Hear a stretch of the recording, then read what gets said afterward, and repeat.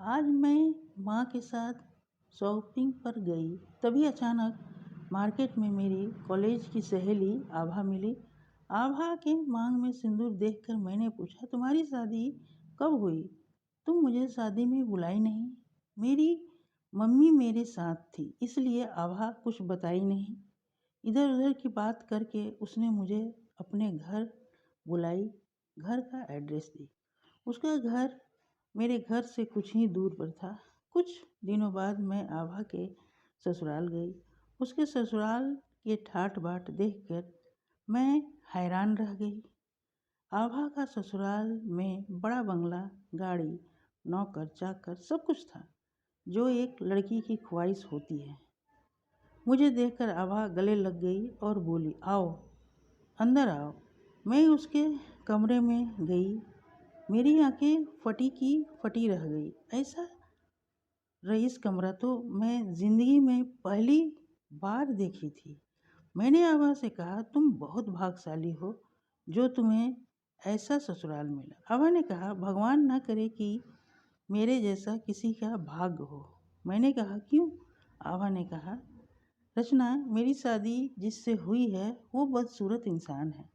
मैं अपने mummy papa से रोती गिड़ाती बोली कि मुझे धन दौलत नहीं चाहिए। मैं जिससे प्यार करती हूँ उसी से शादी करूँगी। लेकिन मेरी बात किसी ने नहीं मानी।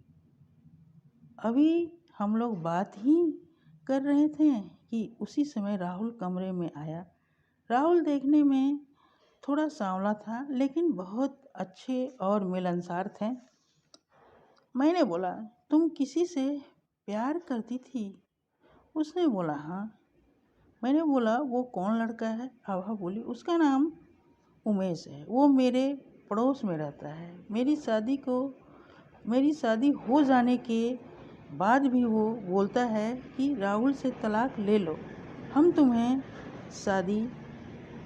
तुमसे शादी करेंगे। मेरी शादी हो जाने के बाद भी वो बोलता है कि राहुल से तलाक ले लो, हम तुमसे शादी करेंगे। मैं आभा की बेहूदी बातें सुनकर बोली, तुम्हें पूरा विश्वास है कि उमेश तुमसे बेहद प्यार करता है? आभा बोली, हाँ, मुझे पूरा विश्वास है उसके प्यार पर। क्या तुम उमेश को पैसा भी देती हो? आभा बोली, हाँ, जब उसको ज़रूरत पड़ता है तो देती हूँ, और क्यों ना दूँ? मैं बोली, उमेश तुमसे कभी भी शादी नहीं करेगा, क्योंकि वो तुमसे नहीं तुम्हारे पैसों से प्यार करता है। आभा बोली, तुम मेरे और उमेश के प्यार पर शक कर रही हो। मैं बोली, शक नहीं कर रही हूँ आभा, यही हकीकत है। अगर तुम्हें नहीं विश्वास है तो एक बार आजमा कर देखो। ठीक है, अगर तुम्हें विश्वास नहीं है तो मैं उमेश को आजमाऊंगी, वो भी तुम्हारे सामने। मैं बोली, मेरे सामने नहीं, मैं दूर खड़ी रहूंगी। गुरुवार का दिन था। मैं और आभा उमेश को आजमाने के लिए एक रेस्टोरेंट में पहुंच गए। उमेश के पहुंचते ही आभा उसके गले लग गई। आभा उमेश से बोली, मैं राहुल को तलाक दे दी, अब हम लोग मंदिर में जाकर शादी कर लें। उमेश बोला, इतनी जल्दी तुम राहुल को कैसे तलाक दे दी? आभा बोली, हमारी और राहुल की तलाक की बात बहुत दिन से चल रही थी, इसलिए राहुल ने तलाकनामा बनवा कर लाया, क्योंकि उसे पता था कि मैं उसके साथ नहीं रह सकती।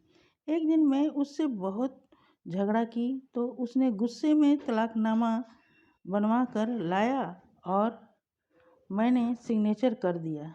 आभा की बात सुनकर उमेश बोला, पागल लड़की, तुमने राहुल से तलाक लेकर बहुत बड़ी गलती की। अब तुम न घर की रही न घाट की। तुमने ये सोचा कैसे कि मैं तलाकशुदा एक अछूत लड़की से शादी करूँगा? अरे मैंने तो तुम्हें इसलिए फंसाया कि तुम सोने के अंडा देने वाली मुर्गी थी। तुम्हारे पैसों के कारण तुम्हारे साथ था। मैं तुमसे कोई प्यार व्यार नहीं करता। मैं शादी से पहले तुमसे प्यार करता था। आभा फूट फूट कर रोने लगी। उसने उमेश से कहा, क्या तुम मुझसे सच्चा प्यार नहीं करता? उमेश बोला, प्यार और तुमसे? आभा और उमेश की बात सुनकर मैं ताली पीटने लगी। वाह उमेश वाह! मैं आभा को बार बार समझाती थी कि उमेश तुमसे नहीं, तुम्हारी पैसों से प्यार करता है, पर आभा मेरी बात मानने को तैयार ही नहीं थी। तो हम लोग ने ये प्लानिंग बनाया कि तुम्हें आजमाया जाए, और मेरी बात सच निकली। तुम धोखेबाज निकले। तुम्हारा असली चेहरा आभा के सामने आ गया। उमेश सच जानकर आभा से माफ़ी मांगने लगा। आभा, मुझे माफ़ कर दो। तुम अचानक तलाक की बातें करने लगी। इससे मुझे गुस्सा आ गया। मैं घबरा गया था, इसलिए तुम्हें डांटने और समझाने लगा।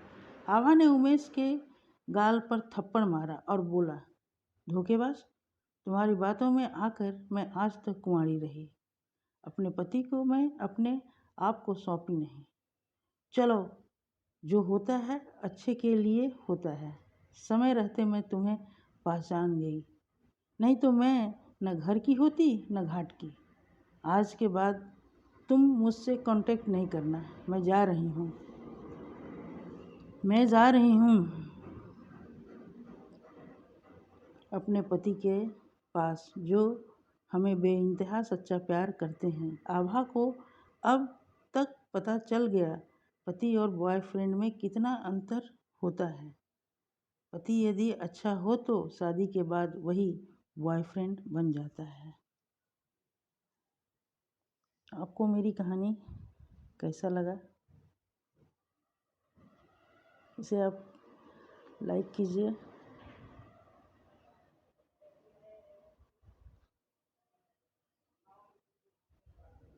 सब्सक्राइब कीजिए।